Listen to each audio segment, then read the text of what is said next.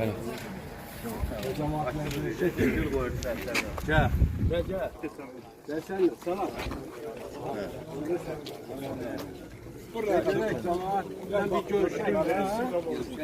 Bir seçen saydayım senin. Hayır. Ay salam aleyküm. Yeterme, durma. Bir daha saydım. Ben oradan Çerbalay'ın adı. Salamlarım, hoş geldiniz.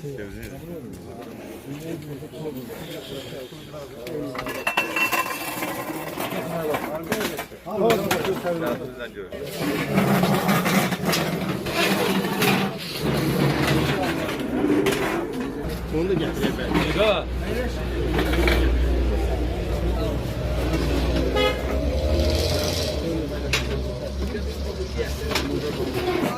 Emel.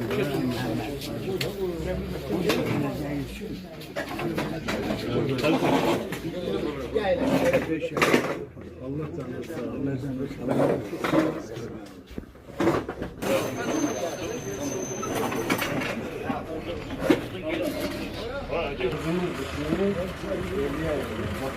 Birinci yeri boşalanda bize müracaat edirlər ki, falan yerde bir yer boşalır.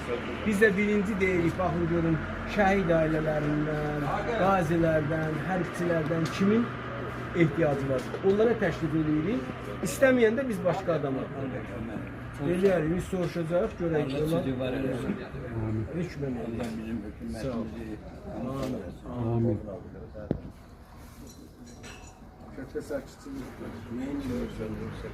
İlkesine var diyor, Ayşe'de var diyor, akıl hakkında yazıyor, akıllı hakkında yazıyor. Şuna başlıyor, hem de hakkında.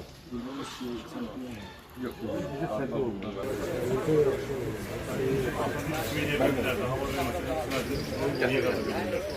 Normal oldu. Bununla Bundan başka 5 kardeş, bu da 6. kardeş. 5'i də rəhmətə gedib. Bu da bizim üçün şəhid o. Ata da rəhmətə gedib, ana da rəhmətə gedib. Amma bir başqa bir millətdən olan bir şəxs gedib canın bizim üçün şəhid edir. Onu gərək biz yaddan çıxartmaq. Onu yaddan çıxartmaq olmaz. O heç vaxt unutmamaq. Benini. Ona görə də oranın şəkili. Burada da olur, Canabaşı. Burada bəli, burada vətənpərvər olur, belə damat danışır, vətənpərvər olur.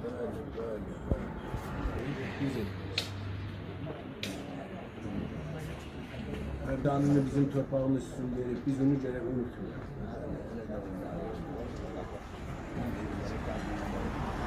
Bunlar unutmuyor.